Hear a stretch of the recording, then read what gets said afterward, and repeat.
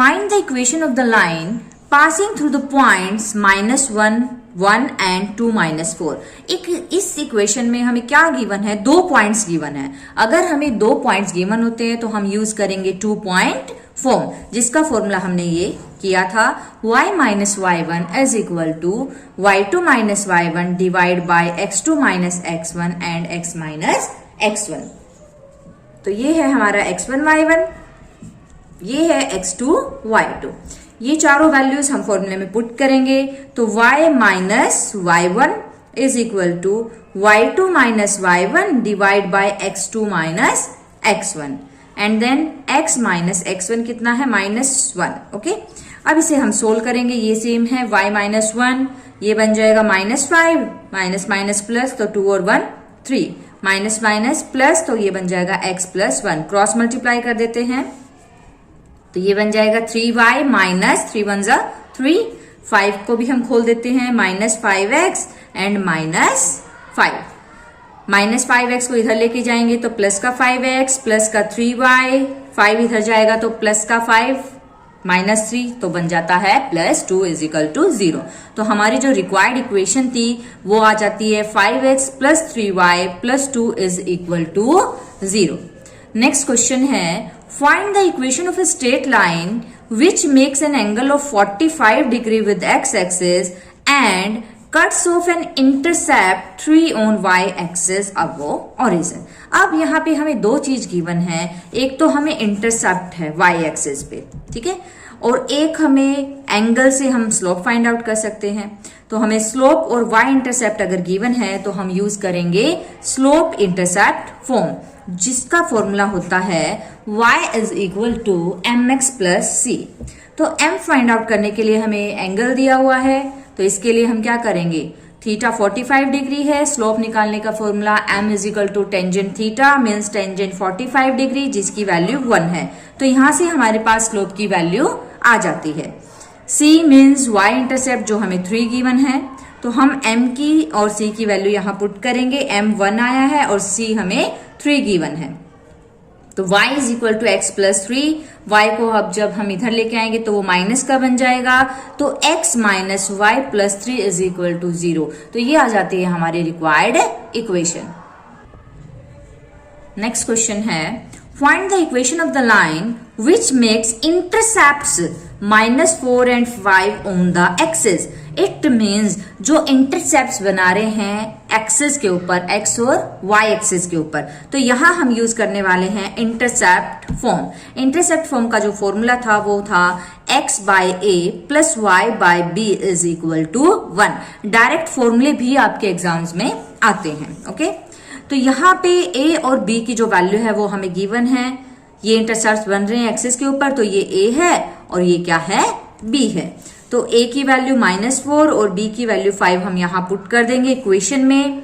Okay, and then हम इसका क्या ले लेंगे? एलसीएम ले लेंगे। माइनस को हम यहाँ ऊपर भी लिख सकते हैं। एलसीएम कितना आएगा? 20। क्रॉस मल्टीप्लाई करेंगे तो एलसीएम ऊपर, जैसे ये इसको हम ऐसे लिख सकते हैं, माइनस को -x/4 प्लस y/5 is equal to 1 and then LCM 20 आएगा, वो क्रॉस मल्टीप्लाई करके 20 ऊपर, माइनस के 5x प्लस का 4y। तो ये आ जाती है हमारी इक्वेशन। साइन हम चेंज कर सकते हैं। x को अगर हमें पॉजिटिव बनाना है तो 5x माइनस के 4y, ये इधर आएगा तो 20 इज इक्वल टू 0। ओके, तो ये आ जाती है हमारे रिक्वायर्ड इक्वेशन। नेक्स्ट क्वेश्चन है find the equation of the straight line such that the length of perpendicular from origin is of length 4 and the inclination of this perpendicular to x axis is 45 degree. तो यहाँ पे हमें 2 चीज given है, एक तो length of perpendicular from origin और एक एंगल।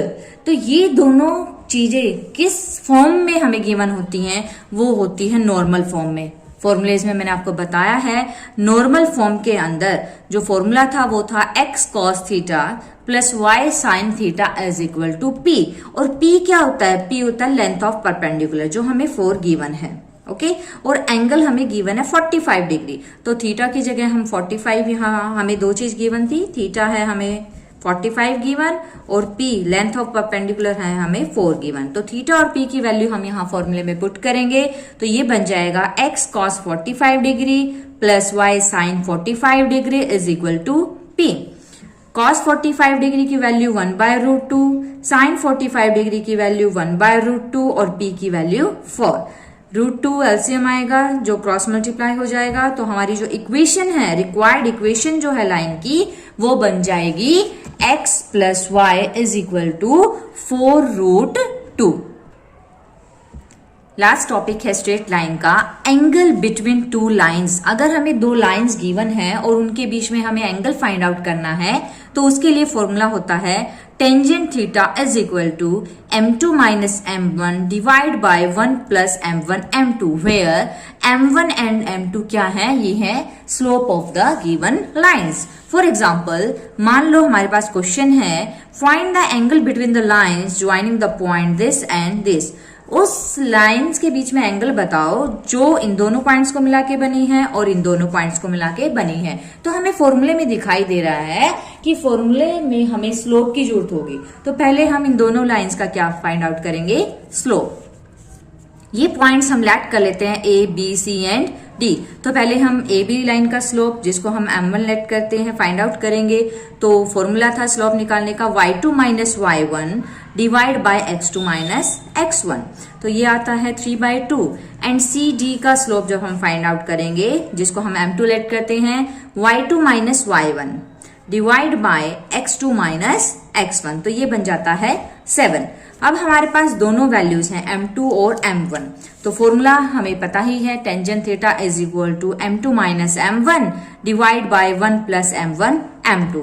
दोनों वैल्यूज हम पुट करेंगे, m2 की वैल्यू 7 है और m1 की 3/2।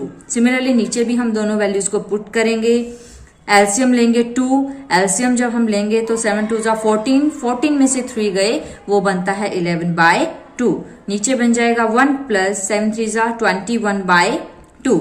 नीचे भी हम एलसीएम 2 लेंगे तो 2 1 2 और 21, ये बन जाएगा 23/2। 2 से 2 कैंसिल तो ये होता है 11/23। तो जो हमारे पास थीटा है, एंगल है, वो आ जाएगा टेंजेंट इनवर्स 11/23। लास्ट क्वेश्चन है if slopes of two lines are 0 and 1 then find the angle between the lines. अगर हमें टू लाइंस का स्लोप डायरेक्ट गिवन है तो हमें क्या फाइंड आउट करना है, एंगल बिटवीन द लाइंस। तो फॉर्मूले में हम यहाँ पुट करेंगे, फॉर्मूले में ये दोनों हमारे पास क्या है, स्लोप्स है।